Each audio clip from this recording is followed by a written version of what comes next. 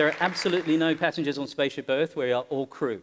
This is a theory from Marshall McLuhan in the 30s. I love this. Why do I say that? Well, because we're at the cusp of the fourth industrial revolution. The first industrial revolution was electricity. We all know, or steam, I should say. Then along came electricity, and then, of course, computing. The grubby thing in your hands. I think it's ironic we have a festival called Pause, and all we're wanting to do is people socialize. So I would say pause on that shit for half an hour, and let's just drink from the fire hose. Why? Because computing has been interesting, but where we're headed to is clearly all about intelligence. For the last 10 years, intelligence has been sneaking up on us. It has been creeping up on us in very invisible ways. And what I love about that is we don't really know how it's going to manifest, but we're all prepared for a massive change. And that's the cusp of the fourth industrial revolution for real. But this is what I hear people say all day, every day. So I do about 300 meetings a year. And most people say to me, hey man, we need to disrupt. I'm like, awesome, how are we going to do that? The first thing they say is technology. I'm like, oh my God, it's your business model that needs disrupting. And then that's very quickly followed up by experience. What's your brand experience? You've probably heard that 1,000 times today, which is awesome. Because following that is the most other abused buzzword in our industry, brothers and sisters, which is transformation. Which is, by the way, led by the accountants today. Deloitte, EY, McKinsey, they're all here to take our jobs, God bless. But here, where I find this to be amazing, is that at the cusp of that is this sea change. Why? Because this is the sort of stuff people want to know about. I get harassed all the time, all day, every day about this stuff. Tell me about AR, VR, MR, schemas, privacy, UX, UI. Tell me about the chain. Tell me about the stuff that I really don't care about. The only thing I really give a shit about, guys, is fun. That's why I got into this industry, man. And I think it's been sucked out of our industry about 10 years ago. Let me tell you my story. So 20 years ago, I moved to New York City. Anybody here from the bush? Thank you. How many TV channels, young lady, did you have when you grew up on telly? 3? Amen. Me too. You too, young lady? How many for you? 2. That's a poorhouse. So we were a bit the same way, man. Your rabbit ears couldn't just make it. And by midnight, the shit went off, didn't it? Remember those days? I moved to New York City. I bought that. You're way too young and all that. You can Google that shit. That's a TV from 20 years ago, by the way. Sony Trinitron, $1,500. Moved to New York City, thought I was a big dick, pushed that TV into the hallway, gave it away. Free TV. Why? Because I registered with Time Warner. They gave me 99 channels of crap. Television sucks. And so I made a conscious decision 20 years ago, guys, that I wanted a trusted experience. I went all digital. No TV, no newspaper, no radio, went all digital. And the challenge for me, though, it was slow. But I knew who, where, what, why, and when. The only challenge is, about 10 years ago, it turned into anxiety for me. Now, data point 1 is that when I pull out my phone in the morning, there are 2 things I experience: misery and sports. And I'm not down for either of those, man. So here's where it goes. The number one thing that we suck at in our industry, and it doesn't matter what discipline you have in this organization right now, it's all based on trust, and we lack it. Because I don't trust you, you don't trust me, I don't trust religion, I don't trust the government, I don't trust. And that's something that we need to think about. And here's the challenge. The gig was meant to be easy. Get people to a brand and then brand to people, right? Shit's hard. Because of that slide I just showed you, with all that stuff that people harass me about. To be successful today, you have to have a 360-degree radius of people on planet Earth. That's the new. And people don't understand what that means. We started a baseline of personalization. Every single one of us here are unique. We want to be personalized. We already have affinity to things like brands. And then we want to say, don't think you know me well enough, I'm going to want to customize that brand. That's how we actually dig into the depth of what we can do when we talk about brands and how we reconcile with those. And so when we think about it, we also want to humanize it. Technology's had a bad rap for a while, so we want to sort of humanize some of this, soften the shoulders of technology and feel like it's much softer. And that's where intelligence is going to come and be far more interesting for us. You have to be open to the community, which has been a bit challenging. And in 2018, if I came to this conference, open to data would have been a terrible word to use. Did anybody reset their social experiences in 2018 because of Cambridge Analytica and everyone else sticking around in your shorts? Some of you. Can I ask what you did there, brother, with the crossed arms? Yeah, you. Turn it back on? No. What does that no mean? Just don't, yeah, maybe. Yeah, mate, I still have a MySpace too if you want to check that shit out. So I'm a bit with you. But open to data. Data was ugly, but the beautiful thing about it is it's the currency of our business. So better do good with it, not bad. Pretty simple thing to say, really hard to do, isn't it? Open to relationships, because you cannot go it alone. That's the beauty about this. Brands want to help other brands kick along. It's a really interesting space. So how do you do that? Well, Each and every one of us are stuffed into one of these quadrants, these beautiful parts of the universe. So according to Harvard psychographic targeting, every single one of us is somewhere in one of these bubbles, God bless. But if I think about Maslow's school of hierarchy, this is kind of more my bag. A little higher purpose, a little hippie, I guess. The only thing that needs to be updated since this came out is high-speed internet on the bottom. We're good to go. So if we think about it, technology, yes, has changed our behavior, hasn't it? But what it hasn't changed is our need. We have needs as humans. There are certain things that technology can, you scumbags. So if you think about it, if you understand the human need, it's half the job of filling it, period, full stop.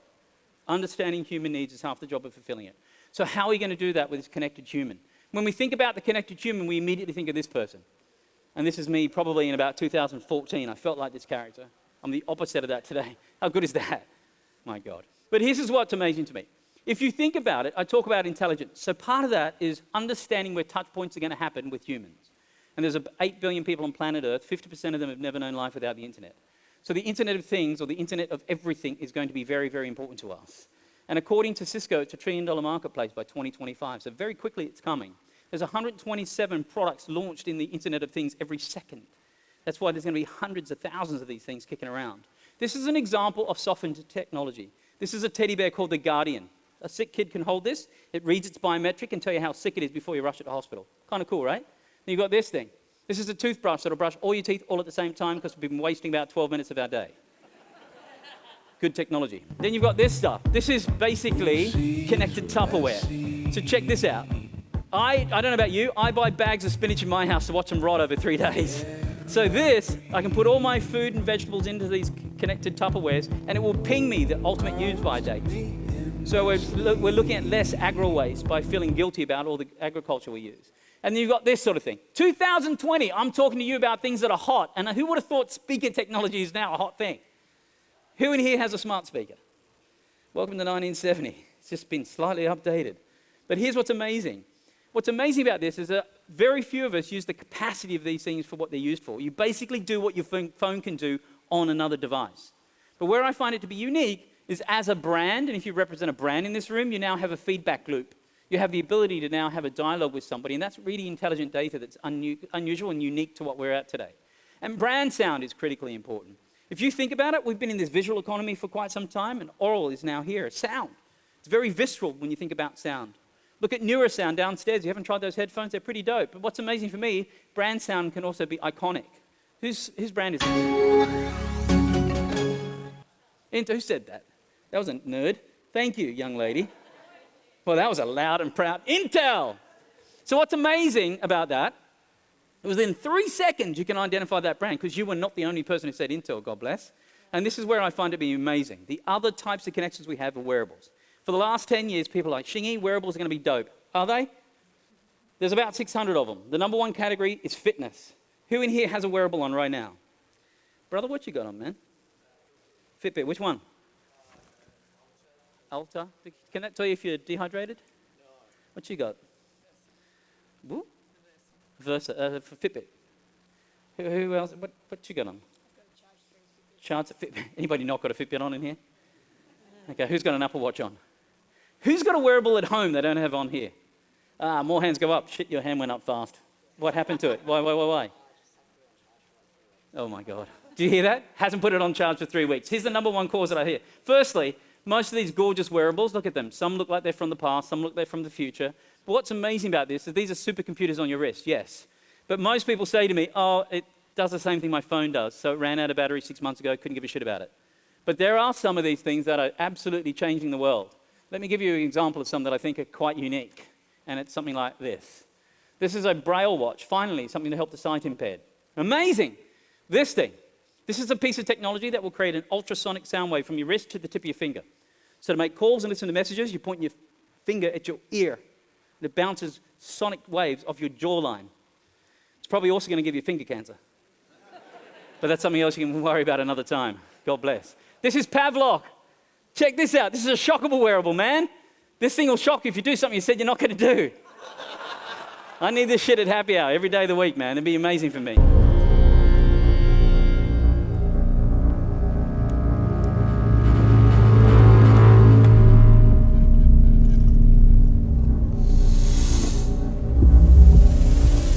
This is the creepiest wearable I've seen. This is called the Gaze. This is a 3D dress that'll morph and change based on your biometric. It determines the person you're standing in front of, whether you want to actually attract or distract the person, and the dress grows accordingly. Now, I live in New York City, dude. I could use this shit on the subway every single day. That would be my friend. And then, of course, we have VR. Now, I believe fundamentally that VR died a death in 2017. Who in here has tried on VR? Awesome. Who in here owns a pair of VR goggles? Awesome. Brother, what do you got, man? And why are you sitting front row? What is wrong with you? What is wrong with this row? The only person who should be sitting in front row is Josh, poor bastard. Yeah. Rift? Plugged into the supercomputer? Oh, yeah, separate goggles, sorry. Did you buy them yourself? Yeah. When was the last time you put them on your face? Oh, gee, shit. And you're the tranquilist for this person? And for how long were they on your face for, sir? 10 minutes. You're not normal. Here's what normally happens, apparently. Front row, love that. Here's what normally happens. Who's tried on VR? Hands go up. Who owns it? Nobody. And if they do, they're like, I own Samsung Gear or some shit. Came free with my phone. Which you still need a $700 handset to make that shit work, yes? And they tried it on 6 months ago for 2 minutes. And that's kind of the bog standard. But the beauty about VR, honestly, is when it does come, it's going to be incredible. But today, I'd rather watch you wear them than the content in it.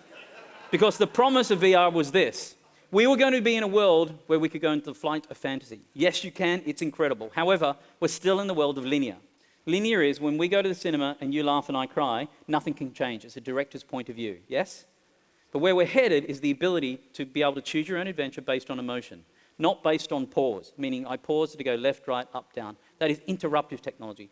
We're looking at seamless technology that reads your emotions, so it serves me different content because I'm crying and you're laughing. We will get there at some point in time, and good luck producing that, you creatives in the room. But where I find it to be remarkable is that AR and VR, by the way, have all been around about the same time, around 20 years. This is not new technology. This is not emerging technology. It's been around quite some time. But what's winning, obviously, is AR, isn't it? Why? It's inexpensive, fast, and highly updatable. And the other thing it's good at? Share, which is what your CFO is going to allow you to keep on improving your marketing budgets for, God bless. Not the ones and twos that the VR does.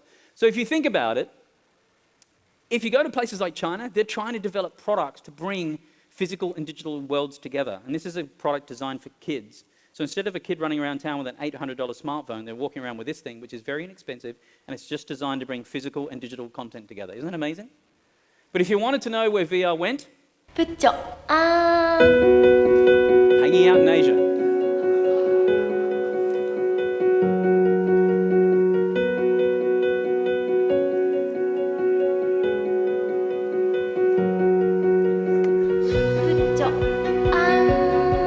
Fantasy realized, brothers and sisters, and that's the G-rated version of that shit, isn't it? But look, if you think about it, woo, virtual indeed. So when we think about it, where screens are actually going to be super immersive today, where we're moving forward is autonomy in cars, clearly, right? Why? Safety and security. We want to feel safe and secure when there is no hands on the steering wheel.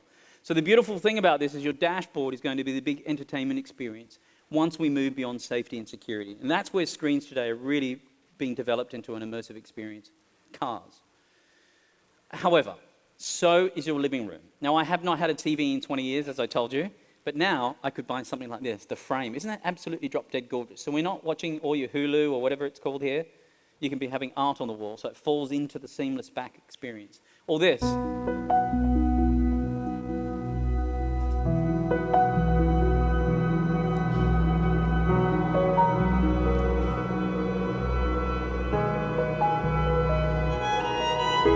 Now, I went to the launch of this.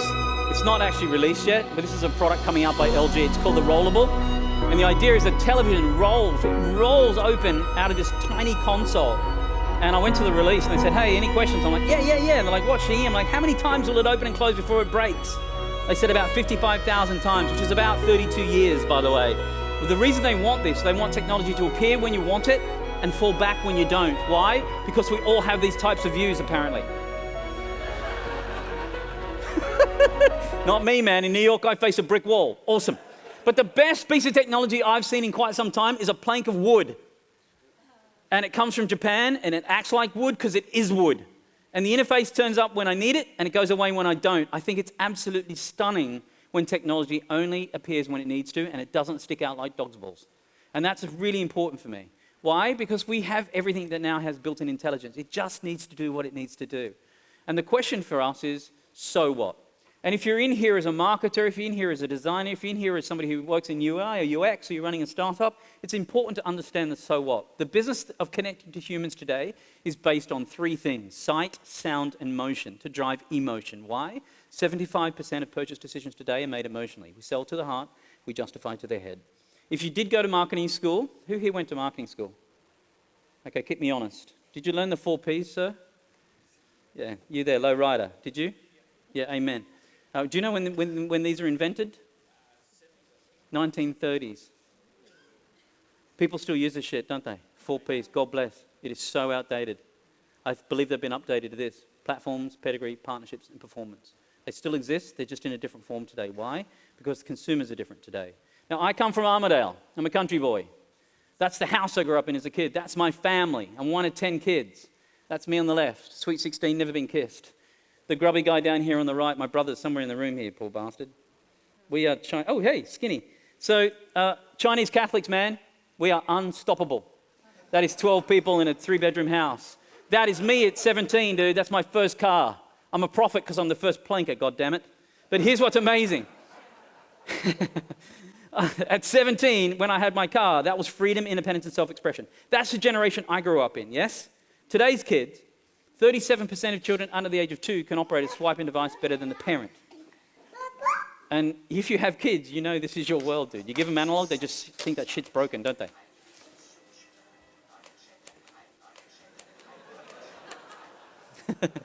Sit back and watch these little bastards for half an hour. You want to know what's going on in the world, guys?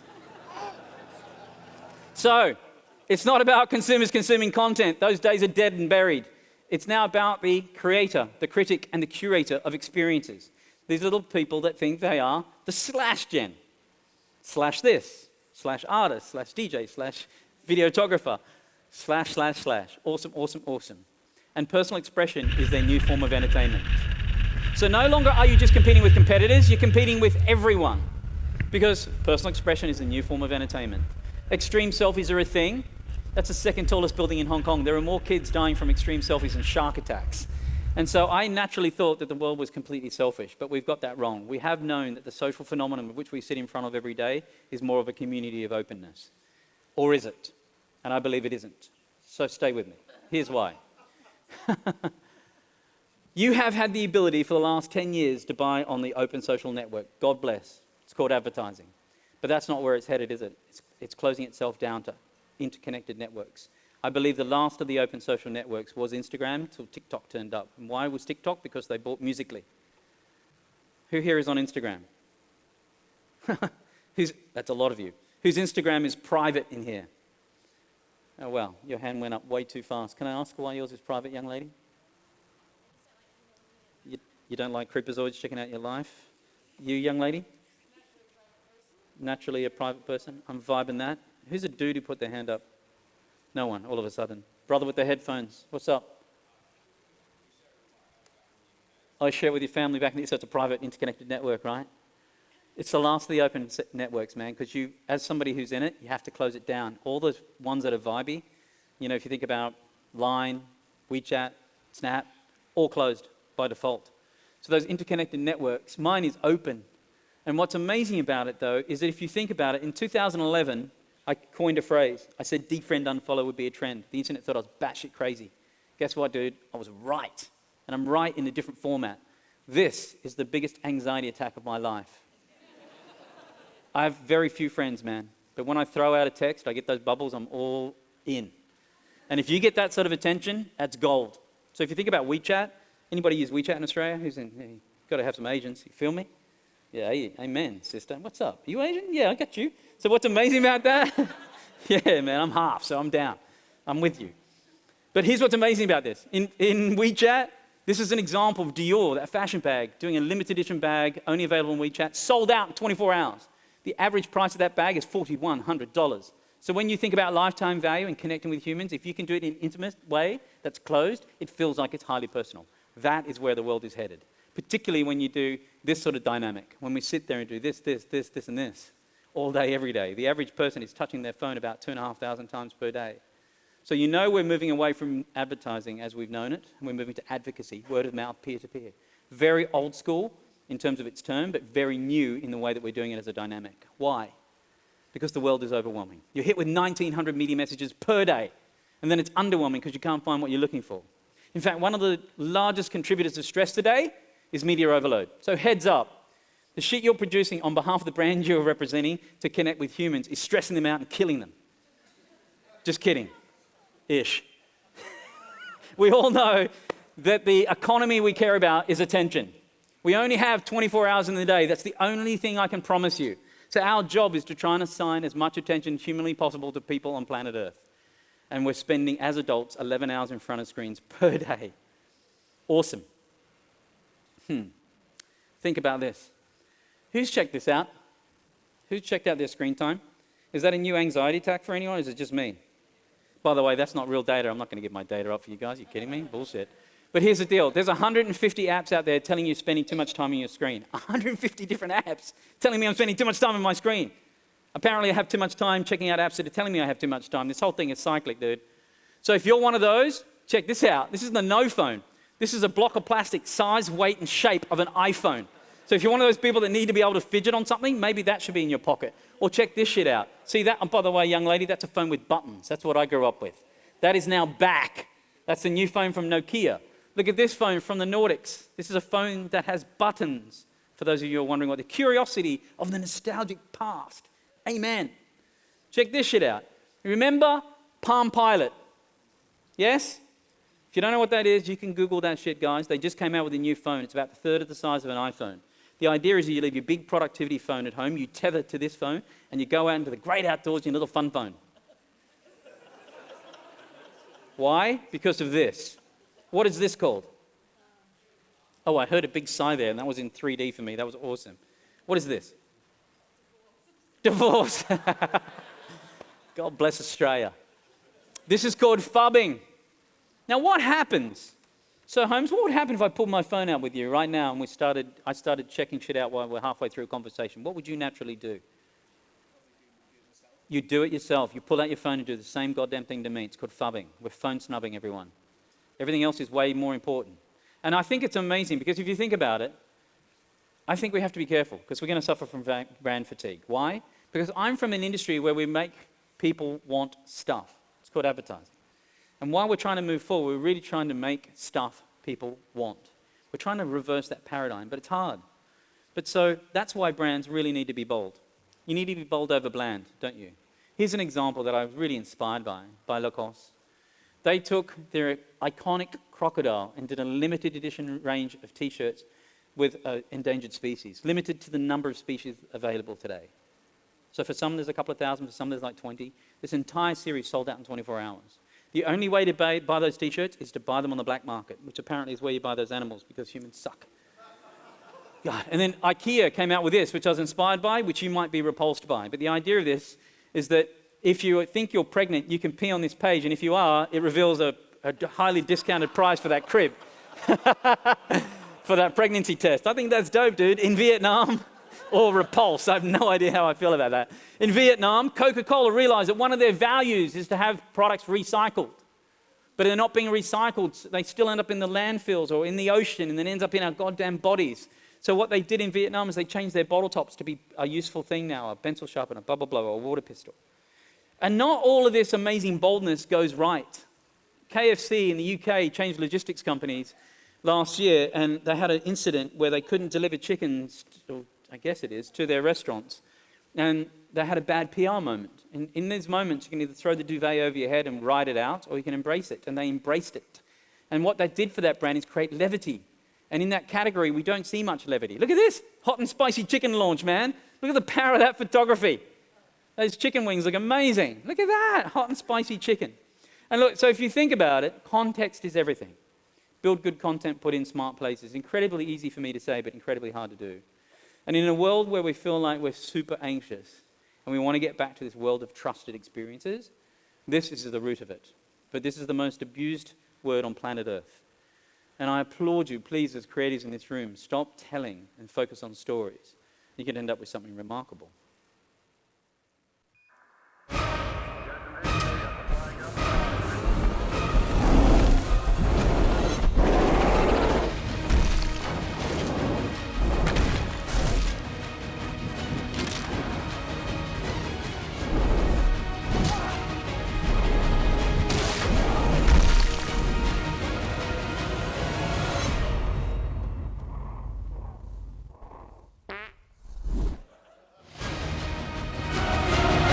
The number one ingredient for content to be contagious on planet Earth today is surprise.